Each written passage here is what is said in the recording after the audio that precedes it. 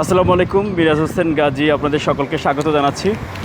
প্রবাসী কল্যাণ ও বৈদেশিক কর্মসংস্থান মন্ত্রণালয়ের সামনে থেকে, প্রবাসী কল্যাণ ভবনের সামনে থেকে প্রবাস তথ্য কেন্দ্রে নতুন একটি পর্বে মূলত এখানে কয়েকটি তথ্য একটু জানাতে চাই। সেটি হলো যে প্রবাস তথ্য কেন্দ্রে যারা দীর্ঘ বছর ধরে যুক্ত, নিয়মিত যারা প্রবাসীদের নানা তথ্য এবং আপডেটগুলো যারা দেখেন, তাদের জন্য কিছু পরামর্শ জরুরি। সেটি হলো যে আপনারা একটু বিশেষ করে খেয়াল রাখবেন যে প্রবাস তথ্য কেন্দ্রের যেই প্রতিবেদনগুলো বা যেই ভিডিওগুলো, সেগুলো বিভিন্ন উদ্দেশ্যে তারা কাটপিস করে সেগুলো তাদের ফেসবুকে বা ইউটিউবে পোস্ট করছে। মিরাজ হোসেন গাজীর সেই ভিডিওগুলো, যেগুলো প্রবাস তথ্য কেন্দ্রে 2 বছর আগে বা 4 বছর আগে যেগুলো হয়তো দিয়েছিলাম, সেগুলো। তো এই জন্যে একটু অনুরোধ করব যে মিরাজ হোসেন গাজী মানে আপনাদের এই মিরাজ ভাইয়ের যেই তথ্যগুলো, প্রবাস তথ্য কেন্দ্রের যেই প্রতিবেদনগুলো আছে, সেগুলো প্রবাস তথ্য কেন্দ্র ইউটিউব চ্যানেল যেটি, সেখানে দেখবেন, এবং প্রবাস তথ্য কেন্দ্র ফেসবুক পেজ অথবা মিরাজ হোসেন গাজী ফেসবুক পেজে দেখবেন। এর বাইরে অনেক জায়গাতে অনেকেই তাদের উদ্দেশ্যে, নানা রকম উদ্দেশ্য নিয়ে তারা সেখানে কাটপিস করে প্রতারণার জন্য ব্যবহার করতে পারে। সেইগুলো দয়া করে আপনারা বিশ্বাস করবেন না। প্রবাস তথ্য কেন্দ্রের প্রতিবেদনগুলো, প্রবাস তথ্য কেন্দ্রের লোগো দেখলে প্রবাস তথ্য কেন্দ্র ইউটিউব চ্যানেল ফেসবুক পেজেই আপনারা দেখবেন। আর তারিখ দেওয়া থাকে সাধারণত আমার প্রতিবেদনগুলোতে, ভিডিওগুলোতে বেশিরভাগ ক্ষেত্রে। এইটা একটু খেয়াল রাখবেন, কারণ প্রতারক যারা, তারা নানা রকম ছলে বলে কৌশলে তারা প্রতারণা করে যায়।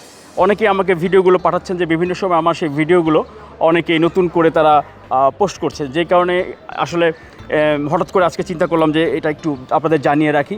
আরেকটা বিষয় খেয়াল রাখবেন, এখন যত সামাজিক যোগাযোগ মাধ্যমে নানা রকম উদ্দেশ্যে গুজব ছড়ায়, অপতথ্য ছড়ায়, কেউ রাজনৈতিক উদ্দেশ্যে, কেউ ব্যক্তিগত উদ্দেশ্যে, কেউ সরকারকে বেকায়দায় ফেলার জন্য, কেউ হয়তো নিজের বাহাবা বা নিজের একটু হলেও হয়তো সাময়িক সময়ের জন্য তার কন্টেন্টে ভিউ বাড়ানোর জন্য। সম্প্রতি আপনারা দেখেছেন যে প্রবাসীদের রেমিটেন্সে 7.5% ট্যাক্স কেটে নেবে, এমন একটা গুজব ছড়িয়ে যায়, রীতিমতো সেটা নিয়ে তোলপাড় শুরু হয়। নিশ্চয়ই সরকার, বর্তমান সরকার প্রবাসীদের বিষয়ে যতটা সিরিয়াস, এটা আমি বলার জন্য বলছি না। অন্য কোনো সরকার সেভাবে হয়তো থাকবে না বা থাকার কথা না। কেন বলছি? বর্তমান প্রধানমন্ত্রী তারেক রহমান, ওনার বাবা জিয়াউর রহমানের হাত ধরেই কিন্তু এই বৈদেশিক কর্মসংস্থান খাত শুরু হয়েছিল। সেটি আপনারা জানেন, যারা প্রবাসে আছেন তারা জানেন। জিয়াউর রহমান এই সেক্টরের উদ্বোধন করেছে। এবং এই যে প্রবাসী কল্যাণ ও বৈদেশিক কর্মসংস্থান মন্ত্রণালয়, এটি কিন্তু বেগম খালেদা জিয়া যখন প্রধানমন্ত্রী ছিলেন তখন আলাদা একটি মন্ত্রণালয়, কিন্তু এই প্রবাসী কল্যাণ মন্ত্রণালয় বেগম খালেদা জিয়া তিনি কিন্তু প্রতিষ্ঠা করেছেন। এবং তাদেরই সন্তান তারেক রহমান এখন প্রধানমন্ত্রী। নিশ্চয়ই প্রবাসীদের জন্যে ওনার দরদ অন্য কারো চেয়ে কম থাকবে না, এটি মাথায় রাখবেন। আর উনি হয়তো অন্যদের মতো পপুলিস্ট কথা বলা, ওই হাততালি পাওয়ার মতো কথা বলেন না, চিল্লায় কথা বলেন না, বা জনপ্রিয়তা পাওয়ার জন্য কথা বলেন না। ওনার কথার ধরন যেটি আপনারা সেটি জানেন। তবে একটি বিষয় আপনাদেরকে বলে রাখি, একজন পর্যবেক্ষক হিসেবে, একজন গণমাধ্যম কর্মী হিসেবে, তারেক রহমান প্রবাসীদের ইস্যুতে, প্রবাসীদের নিয়ে যে কোনো বিষয় ওনার কাছে বললে আমার বিশ্বাস যে বর্তমান সরকার, বর্তমান প্রধানমন্ত্রীর কাছে ওই প্রেস কনফারেন্সে বলা লাগবে না, ওনার কাছে হয়তো একটা বার্তা পাঠালেই সেটি কার্যকর হয়ে যাবে।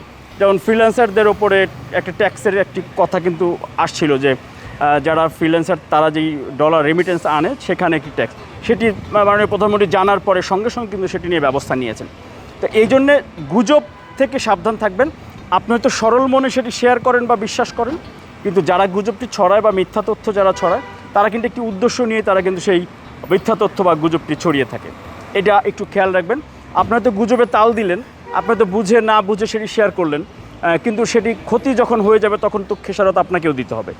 এই জন্যে প্রবাসীদের রেমিটেন্সে কোনো রকম ট্যাক্স এইটা চিন্তাও তো নেই, বরঞ্চ আরও বাড়তি সুযোগ সুবিধা দেওয়ার জন্য বর্তমান সরকারের বেশ কিছু পরিকল্পনা আছে, সেগুলো হয়তো পর্যায়ক্রমে জানতে পারবেন। তো আজকে যেটি মূলত, যে প্রবাস তথ্য কেন্দ্রে যারা নিয়মিত প্রতিবেদনগুলো দেখেন, তারা অনেকে আমাকে জানাচ্ছেন যে সেখানকার ভিডিওগুলো কাটপিস করে অনেকেই বিভিন্ন উদ্দেশ্যে ব্যবহার করছে। তারা একটু দয়া করে সতর্ক থাকবেন। অন্যান্য ব্যস্ততার কারণে প্রবাস তথ্য কেন্দ্রে সেভাবে হয়তো সময় দিতে পারি না, এজন্য দুঃখ প্রকাশ করে নিচ্ছি। আশা করি যে গুরুত্বপূর্ণ কিছু থাকলে অবশ্যই প্রবাস তথ্য কেন্দ্র ইউটিউব চ্যানেল এবং ফেসবুক পেজে আপনারা দেখতে পাবেন। মিরাজ হোসেন গাজী, তাহলে আজকে বিদায় নিচ্ছি এই প্রবাসী কল্যাণ ভবনের সামনে থেকে। আল্লাহ হাফেজ। আপনি কি বৈধভাবে কর্মী হিসেবে বিদেশে যেতে চান? আপনি কি রেমিটেন্স যোদ্ধা হিসেবে প্রবাস জীবনযাপন করছেন? আপনার জন্য প্রয়োজনীয় এবং জরুরি সকল তথ্য হাতের মুঠোয় পাচ্ছেন প্রবাস তথ্য কেন্দ্রে। প্রবাস তথ্য কেন্দ্র ইউটিউব চ্যানেল, এরই মধ্যে 10 লাখের বেশি সদস্যের বিশাল একটি পরিবার আমরা এখন।